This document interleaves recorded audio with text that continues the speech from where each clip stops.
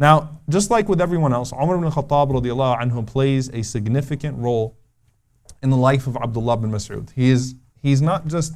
Now, the difference between Umar with Ibn Mas'ud and Umar with the other Abadila, with the other Abdullahs, is that Abdullah bin Mas'ud is more of a teacher to Umar ibn Khattab.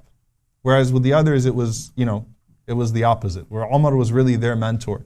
But when it comes to Umar radiallahu ta'ala anhu and Ibn Mas'ud, it's just honoring him, respecting him, making the ummah respect him, making the ummah love him and honor him. So actually when Umar ibn Khattab radiallahu anhu became Khalifa, he tried to appoint Ibn Mas'ud as a governor.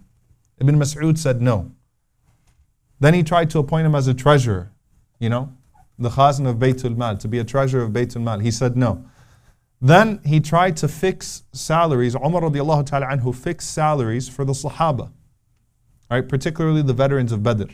He gave a salary from Baytul Mal. So when he tried to give it to Abdullah bin Mas'ud said, why are you trying to turn me to this world? Why are you trying to distract me with the dunya? I don't want it. Now he was on the shura of Umar ibn Khattab. We said the shura of Umar ibn Khattab radiallahu anhu it consisted of the veterans of Badr. So Abdullah bin Mas'ud is one of the veterans of Badr. So he's one of the shura of Umar ibn Khattab radiallahu ta'ala anhu. But naturally, because of the size of Ibn Mas'ud and because of how he looked, right, and because he didn't come from an honorable tribe, some people still had traces of ignorance in their heart, especially the next generation. They didn't have the tarbiyah of the Prophet ﷺ, the way the Prophet ﷺ raised them, so they wouldn't give him his full respect. So Umar radiallahu anhu, one time he was sitting in a gathering, and Ibn Mas'ud walked in. And people were staring at Ibn Mas'ud, but they were belittling him. They were staring at him for his height. Basically, the narration says very clearly they were staring at him because of how short he was, and they were kind of belittling him. And no one really moved for him, or no one really showed him respect. So Umar ibn Khattab radiallahu ta'ala anhu, he stood up and he said, Ahlan wa marhaban, right? Welcome to Ibn Mas'ud radiallahu ta'ala anhu. And he told Ibn Mas'ud to come and sit where he was sitting. And he went and he served Ibn Mas'ud radiallahu ta'ala anhu. وَضَحِكَ مَعَهُ, and he laughed with Ibn Mas'ud. He sat next to him and he laughed with him. وَأَكْرَمَهُ, and he honored him throughout the gathering. And then as Ibn Mas'ud radiallahu ta'ala anhu walked out, Umar pointed to him in front of everyone and said, مُلِئَ فِقْهَ. This is a man that's full of knowledge. He's full of fiqh. He's full of understanding. Don't belittle him with your eyesight. Don't not show him respect. And there's so many narrations of that. One time Umar radiallahu anhu was with Ibn Mas'ud radiallahu ta'ala anhu, and there was a young man that was dragging his thobe beneath his ankles. So I don't want to get into a fiqhi discussion here, but obviously it's prohibited to drag out of arrogance, by consensus, out of kibr, out of pride. It's prohibited to let your clothes go beneath your ankles. If it's not out of pride, that's where the difference of opinion is. But this young man was dragging his thobe under his ankles. So Abdullah ibn Mas'ud radiallahu ta'ala anhu, he looked at him and he said to him, oh young man, irfa' izarak, raise your izar, raise your cloth. So the man looked at him and kind of like, who do you think you are? This is a young guy, and he looked at him and said, who do you think you are to be talking to me? He said, Anta arfa' izarak, you should raise yours. Now Ibn Mas'ud was so small that sometimes his clothes would come beyond his ankles, even when he wasn't trying to, right? Umar radiallahu ta'ala anhu, he took his durra, his stick, right? And he hit this young man, and he said, Ataruddu ala ibn Mas'ud? Are you responding to Ibn Mas'ud? Like, who do you think you are? So Umar actually took it very personally when Ibn Mas'ud was not respected. And there's a third narration even, that Umar radiallahu ta'ala anhu, that Ibn Mas'ud was building a house for himself in Al-Madinah. This is under the khilaf of Umar. Ibn Mas'ud was putting together, he was building a house for himself. So Umar radiallahu anhu came and Umar started to help him. So there was a man that wanted Umar's attention. All right, he wanted to ask Umar something, but Umar saw Ibn Mas'ud needing help, so he went and he started helping Ibn Mas'ud. And he looked at him and he said, isn't that enough for him? Like, haven't you done enough for him? Umar radiallahu anhu threw a brick at him. And he says, Atarghabu bi an Abdullah, are you trying to take me away from Abdullah bin Mas'ud? Like, watch your mouth, And subhanAllah, this is consistent. Like, incident after incident after incident. Do not disrespect Abdullah bin Mas'ud radiallahu anhu in front of me. Right? Because of his size and because of his social status and things of that sort. He knows what Ibn Mas'ud meant to the Prophet ﷺ, and he knows the status of Ibn Mas'ud in this ummah. Now, interestingly enough, Kufa and Iraq was giving Umar ibn Khattab radiallahu anhu a hard time. Every time he sent a governor to Kufa, they gave him a hard time and they asked for him to replace the governor.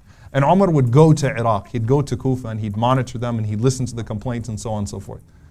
So Umar radiallahu ta'ala anhu, he got frustrated with them. And he said to them, look, I'm going to send you Ibn Mas'ud. I'm going to send you Ibn Mas'ud. Because if I send you Ibn Mas'ud and you people give him problems, then I'll know that you're wrong. Right? If you make any claim against Ibn Mas'ud, then I'll know that you're lying and I'll know that you're wrong. So he goes to Ibn Mas'ud and he convinces Ibn Mas'ud radiallahu anhu, finally explains to him the situation.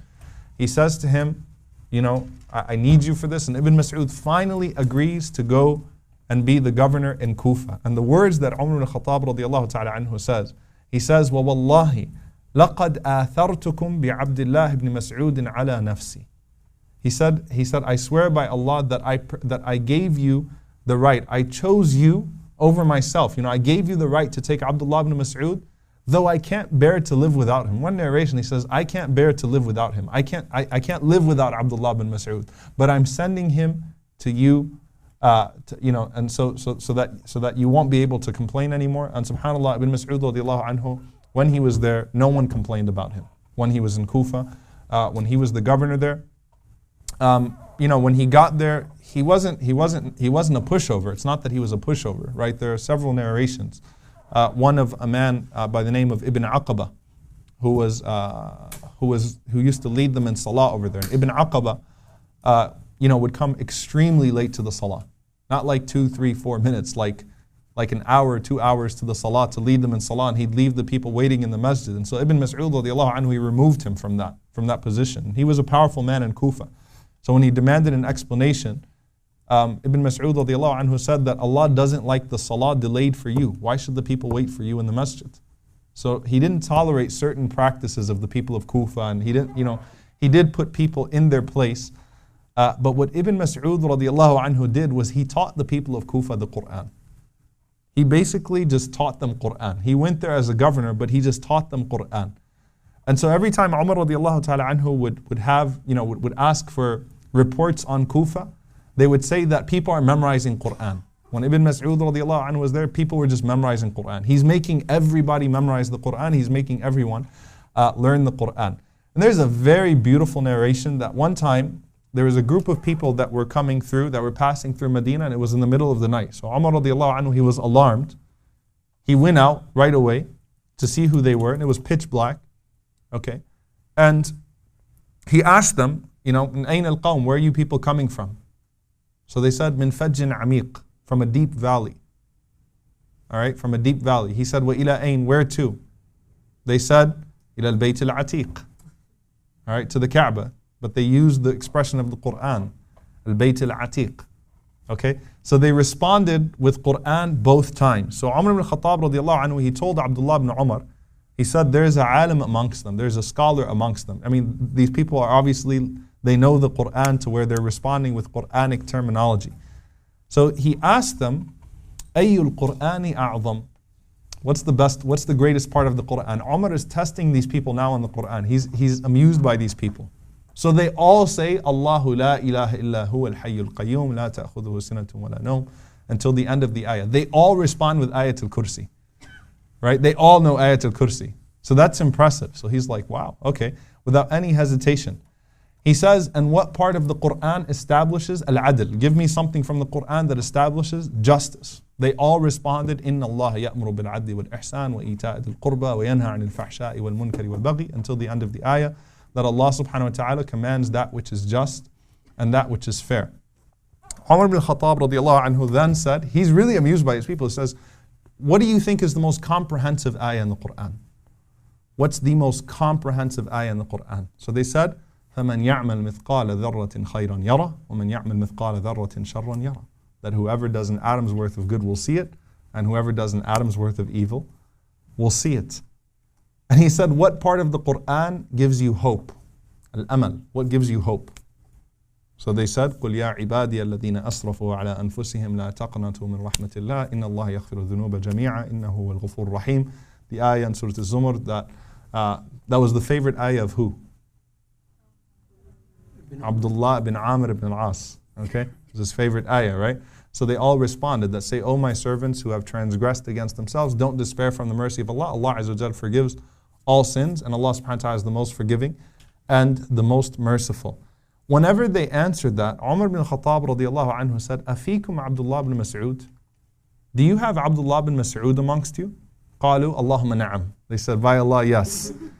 Umar radiallahu ta'ala anhu, now the way that this is described, and again, just think of the image, they said that Abdullah bin Umar radiallahu anhu, that Umar ibn Khattab radiallahu ta'ala anhu got so happy and so excited, he started pushing the people out the way to try to find Abdullah bin Mas'ud. Like he started going through the rows, and he found Abdullah bin Mas'ud radiallahu ta'ala anhu. He took Abdullah bin Mas'ud by the hand, he kissed him on the forehead, and he sat down on the ground. Now we said that Ibn Mas'ud is the same height as a person when they're sitting down.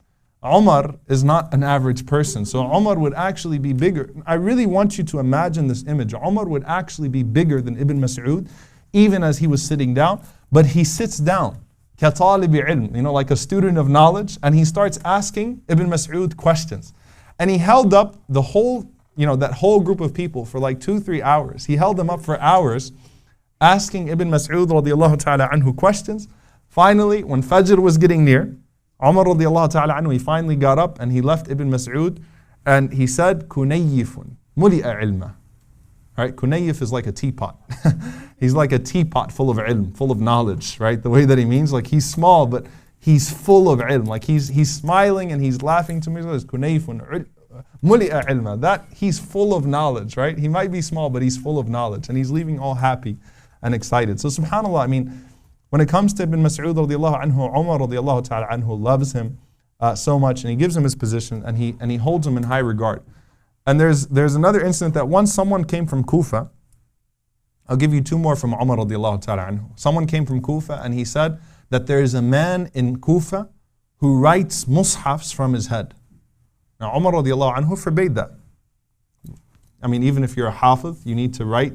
Make sure, just so that you don't make a mistake, make sure that you're writing from one into another. So Umar radiallahu anhu forbade people writing from their memory. So whenever the man said that, Umar radiallahu ta'ala anhu got so angry.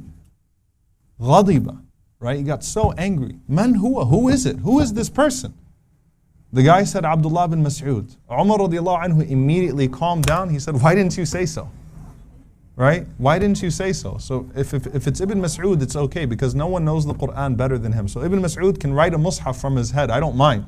No one else though. Okay? And there was another person who came from Iraq to ask Umar a question. Alright? A fiqh question. And Umar radiallahu ta'ala anhu, he said, أَتَسْأَلُونَنِي وَفِيكُمْ صَاحِبُ السِّوَادَيْنِ وَصَاحِبُ النَّعْلَيْنِ. You're coming all the way from there to ask me, and you have amongst you Ibn Mas'ud radiallahu ta'ala anhu, the keeper of the secrets of the Prophet ﷺ, and the keeper of the sandals of the Prophet ﷺ. So subhanAllah, Umar radiallahu anhu holds him in very high esteem, as does the ummah. And Ibn Abbas's nickname was what?